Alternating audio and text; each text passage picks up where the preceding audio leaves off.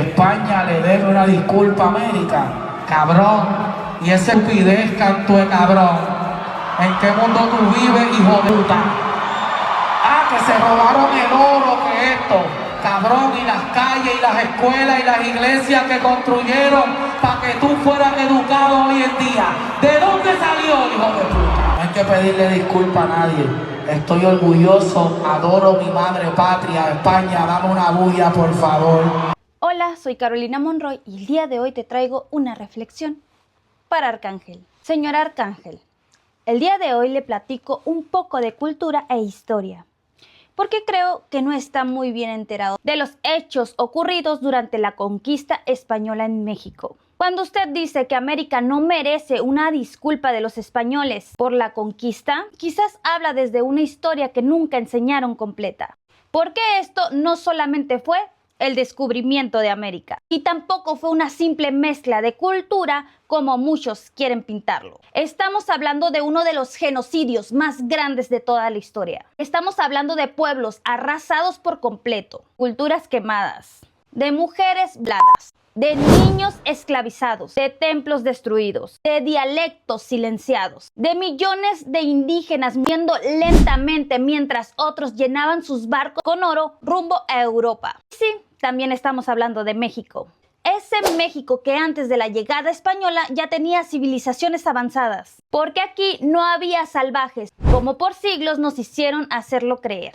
Aquí existía astronomía, arquitectura, medicina, agricultura, comercio, arte y ciudades monumentales que al día de hoy siguen impresionando al mundo. Tenochtitlán era una de las ciudades más impresionantes del planeta, mientras muchas calles de Europa vivían entre enfermedades y la inmundicia. Tenochtitlán tenía canales, mercados organizados, templos gigantescos y sistemas avanzados de ingeniería. México no era un territorio vacío esperando a ser descubierto. México ya tenía historia, ya tenía identidad, ya tenía un imperio. Y aún así llegaron diciendo que venían a civilizar. Pero la realidad es que llegaron buscando oro, llegaron buscando poder, llegaron buscando riquezas. Y para conseguirlo destruyeron todo lo que se encontraron a su paso. El 13 de agosto de 1521 cayó la gran civilización de Tenochtitlán. Después de 75 días de asedio, Hernán Cortés y miles de aliados indígenas, enemigos de los mexicanos, rodearon la ciudad hasta destruirla. Y con esa caída comenzó algo mucho más grande que una guerra. Comenzó el virreinato, comenzó el saqueo a México, comenzó la imposición, porque después de la espada vino la cruz. No solo conquistaron el territorio, intentaron conquistar el alma de los pueblos indígenas. Quemaron códices, destruyeron templos, prohibieron ceremonias ancestrales, llamaron demonios a nuestros dioses. La evangelización no fue pacífica como muchos creen. Hubo torturas, hubo castigos, hubo persecución para quienes todavía seguían practicando sus creencias. Les enseñaron a avergonzarse de quienes eran, y eso duele hasta el día de hoy. Porque crecimos en escuelas en donde nos enseñaron que los españoles eran héroes, mientras que nuestros antepasados aparecían como salvajes derrotados. Nos enseñaron a admirar al conquistador y a olvidar al conquistado. Nos hicieron sentir orgullo por Europa mientras escondían nuestras raíces indígenas. Y aún así los pueblos originarios resistieron siglos de humillación, resistieron despojo, resistieron esclavitud, resistieron racismo. Porque aunque intentaron borrar nuestras culturas, nunca pudieron desaparecerlas por completo.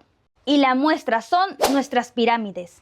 Pirámides que intentaron ocultar y minimizar, porque demostraban algo poderoso, que antes de la conquista ya existía grandeza en América, que aquí había conocimiento, que aquí había civilización, que aquí había imperios capaces de construir maravillas que al día de hoy siguen desafiando al tiempo, que mientras se llevaban el oro, aquí quedaban los desvividos. Porque la colonización dejó epidemias brutales como la viruela y el sarampión, que acabaron con millones de indígenas. Y aquí te va un dato muy triste. Algunos estudios calculan que más del 80% de población nativa desapareció. Imagínate eso, pueblos enteros borrados del mapa. Lenguas extintas, tradiciones desapareciendo en sangre y enfermedades. Y mientras eso pasaba, Europa se enriquecía con las riquezas extraídas de América. El oro y la plata de nuestras tierras financiaron imperios enteros. Se construyeron palacios, mientras acá quedaban solo ruinas. Y aunque finalmente el virreinato terminó, muchas cosas nunca cambiaron realmente. Porque después de la independencia, seguían dominando el comercio, las farmacias, las tiendas y el poder económico. Seguían siendo élites descendientes de europeos. Hasta el día de hoy, muchas comunidades indígenas siguen viviendo marginadas en sus propias tierras. Por eso, cuando alguien dice que América no necesita una disculpa, no entendemos si realmente conoce la profundidad de la historia. Claro, una disculpa no cambia el pasado, no devuelve vidas, no reconstruiría los templos destruidos, no regresará las lenguas que desaparecieron, pero sí significaría reconocer el dolor histórico que millones de personas cargaron durante siglos.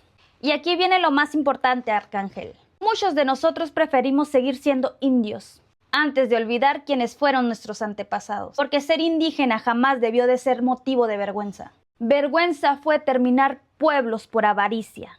Vergüenza fue destruir culturas enteras por oro. Vergüenza fue imponer religiones con violencia. Vergüenza fue intentar borrar la memoria de los primeros habitantes de América. Y aún así sobrevivimos. Nuestros viejos dioses sobrevivieron. Las raíces sobrevivieron. La sangre indígena sigue viva en millones de personas que hoy comienzan a despertar y cuestionar la historia que les impusieron. Porque México no nació con la conquista, ya existía desde antes. Y aunque intentaron enterrarlo, nuestros ancestros jamás desaparecieron del todo. Siguen vivos en nuestras raíces, en nuestras palabras, en nuestras tradiciones, en nuestras danzas, en nuestras pirámides y en la memoria de quienes nos negamos a olvidar. Porque esta conversación no se trata de odio, se trata de memoria. Esto ha sido todo por hoy. Dale like y comenta y no te olvides de compartir para que más personas conozcan de nuestra historia de México. Bye.